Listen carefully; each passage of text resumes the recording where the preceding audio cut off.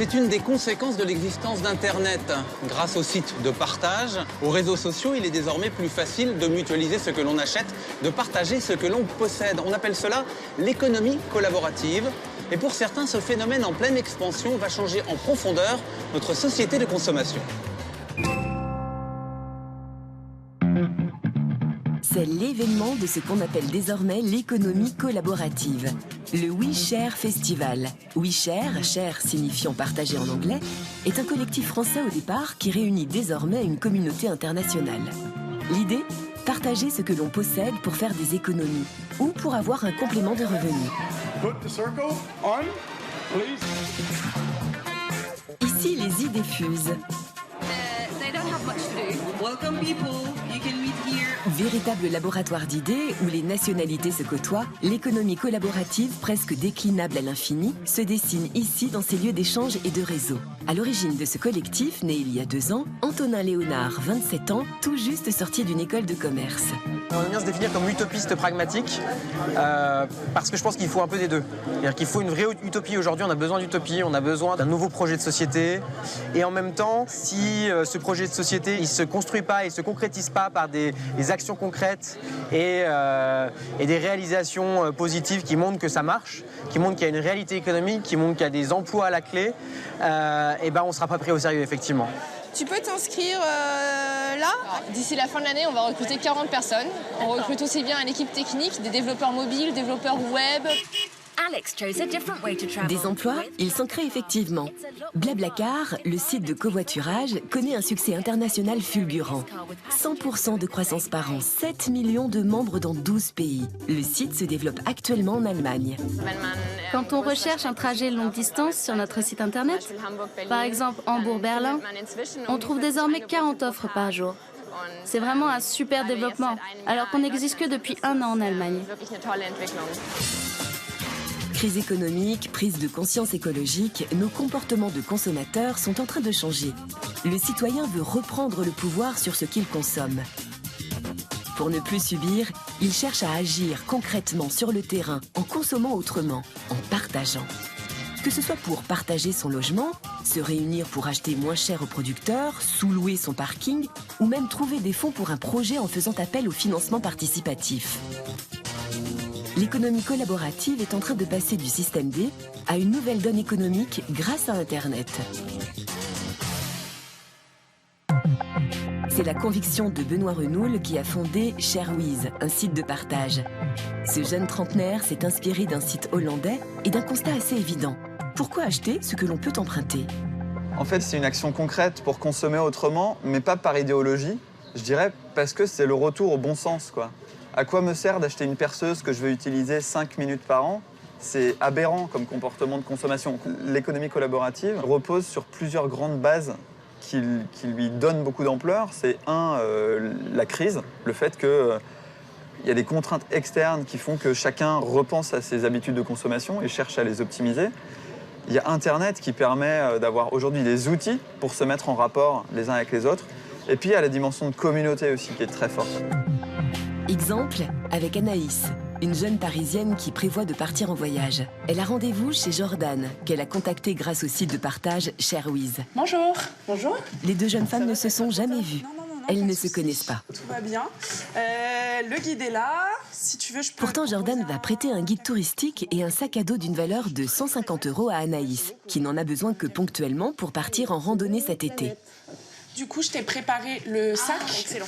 Alors, bon, c'est un 50 litres. Bon, il a toutes les poches. Il a voyagé. Les 2 jeunes femmes se sont rencontrées sur Internet, sur ce site de partage où l'on peut se prêter n'importe quel objet en fonction de sa géolocalisation. C'est un état d'esprit général. Je trouve que c'est inutile parfois de consommer plus, d'acheter plus, alors que l'objet, finalement, il est quelque part autour de soi. On va dire, toi, tu veux pas une caution pour ça Si on avait parlé de 20 € sur le site, les plateformes de l'économie collaborative permettent de créer une sorte de cocon de confiance. Et donc voilà, avec des avis sur le site, avec notamment la caution qui fait partie aussi de comment est-ce que je peux avoir confiance et sauter le pas de prêter mes objets.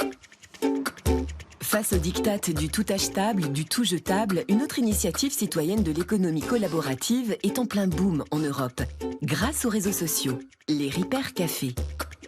Si c'est réparé, on va passer ici pour nous dire. Ça nous permettra de savoir.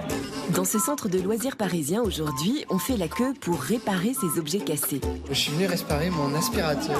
Ma bouilloire, qui est toute neuve. Je suis venue réparer cette brosse rotative. L'idée des Repair Café, se retrouver dans des lieux éphémères, entre citoyens et bénévoles bricoleurs, pour réparer un objet plutôt que de le jeter. Je déconseille de mettre des objets lourds dessus. En fait, c'est renforcé ici au niveau du lecteur, mais pas forcément ailleurs.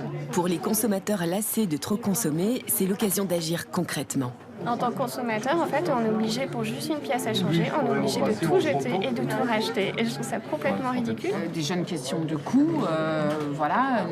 Je pensais aller le faire réparer, mais il est plus sous garantie. Donc je me suis dit, c'est moins, peut-être 100 €, 150 €. On peut soit réparer soi-même avec des outils à disposition, soit se faire aider par des bricoleurs confirmés bénévoles. Il doit y avoir un de ces deux-là qui va en direct avec ça. Un véritable rendez-vous convivial aussi pour les bricoleurs. Réparer, trouver des solutions, échanger.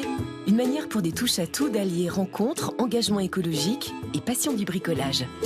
C'est le challenge, c'est la curiosité, c'est le plaisir de réparer, de faire remarcher quelque chose qui est condamné à être sur le trottoir ou à la poubelle. Et souvent, ça fonctionne.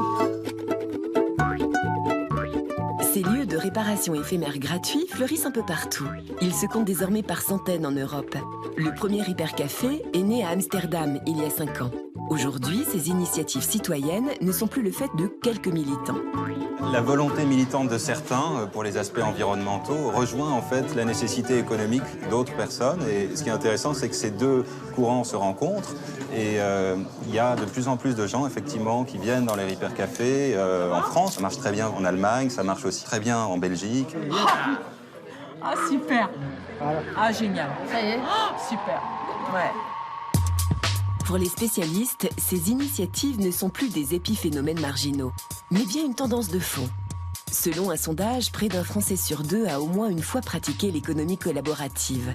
Pour l'économiste Philippe Moati, on assiste bien à un phénomène. On est incité à réfléchir en période de crise. Vous savez, quand le budget ne tient pas, hein, quand on n'arrive plus à consommer comme avant. Eh bien, peut-être qu'à son petit niveau, plutôt qu'attendre les bras ballants, on va essayer de trouver des solutions locales à nos problèmes. Et donc, on voit un tas d'initiatives locales, des micro-initiatives qui révèlent une activité d'innovation sociale et qui, finalement, réinventent un peu le monde par le bas.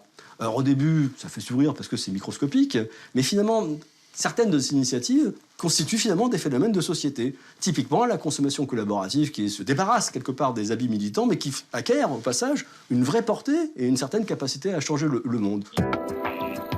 Signe de ce succès, les grandes enseignes commencent à s'intéresser au phénomène. Certaines ont même sponsorisé l'événement. L'économie collaborative n'en est qu'à ses débuts. Et pour preuve, ce mur d'idées. C'est peut-être ici que s'inventent les startups de demain. De retour au Palais de la Découverte où je suis en compagnie d'Anne-Sophie Novelle. Bonjour. Vous êtes économiste, journaliste et l'auteur d'un livre intitulé « La vie chère, mode d'emploi ». Alors la vie chère écrit cher comme partagé en anglais. Vous êtes une des premières personnes à vous être intéressée à l'économie collaborative. Aujourd'hui, c'est un phénomène qui est quantifiable? Il est difficilement quantifiable. Dans la vie chère, j'ai référencé 450 initiatives il y a 1 an. Aujourd'hui, je dirais qu'il y en a 500, 550 en France qui sont plus ou moins liées au numérique. Ça va être des initiatives comme celle du pionnier Airbnb qui fait qu'on peut accueillir chez soi des personnes, des touristes, en étant là, ou en faisant payer ou non le séjour à ces personnes. On va parler de toutes les formes de troc qui naissent aujourd'hui pour les vêtements, pour les CD, les livres, les DVD, qui sont les formes de troc les plus développées, en tout cas en France.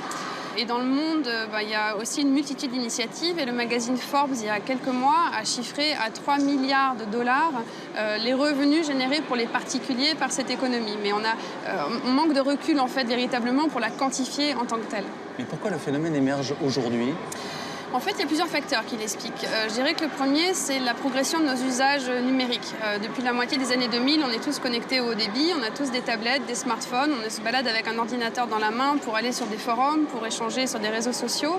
Et on s'est rendu compte qu'on pouvait partager bien plus que de l'information. Mais la crise, elle a joué un rôle aussi? Énormément. C'est-à-dire que depuis 2008, en fait, la crise économique, financière fait qu'on cherche des solutions alternatives. Il y a des économies qui se sont effondrées, comme en Grèce, en Espagne. On est obligé de trouver d'autres types de solutions.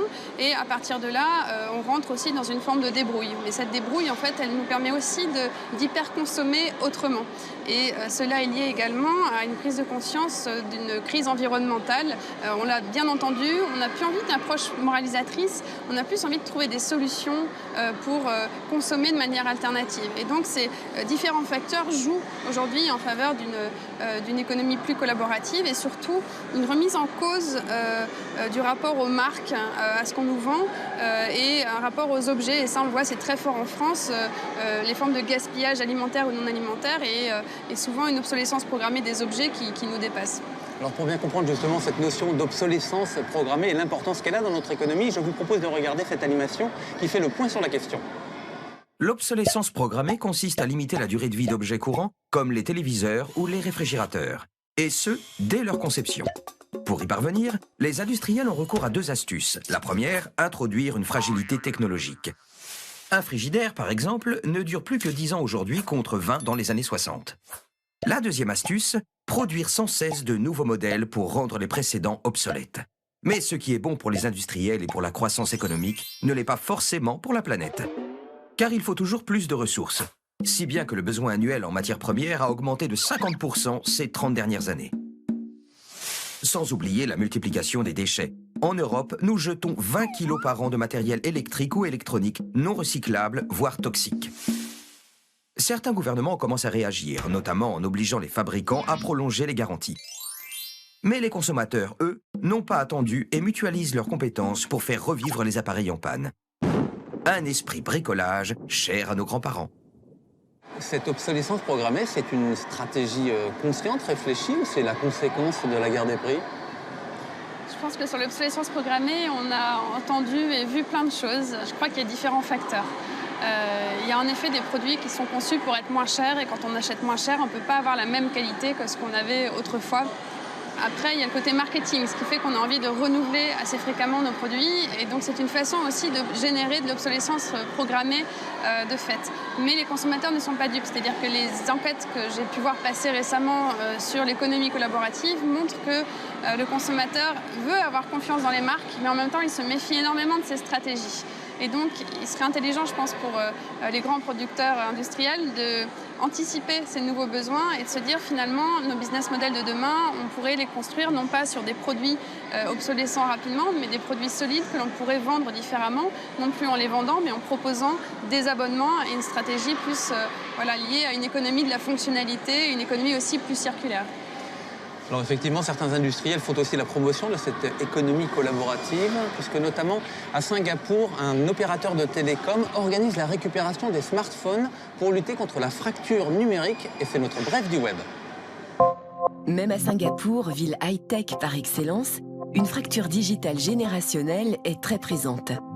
Un projet, Silverline, lutte contre celle-ci en mêlant recyclage et consommation collaborative. Les smartphones des jeunes Singapouriens sont récupérés, nettoyés et adaptés aux besoins des anciens. Le but, rendre leur journée moins longue, mais aussi plus sûre.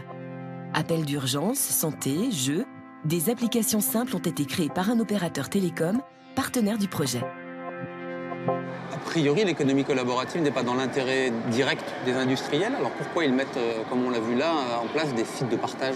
Pour elles sont dans cette phase où elles veulent comprendre. Donc elles vont faire des partenariats qui permettent d'observer, qui permettent de comprendre la logique et de se dire, et si le futur de notre modèle n'était pas dans cette économie collaborative, comment est-ce que nous, on pourrait se renouveler?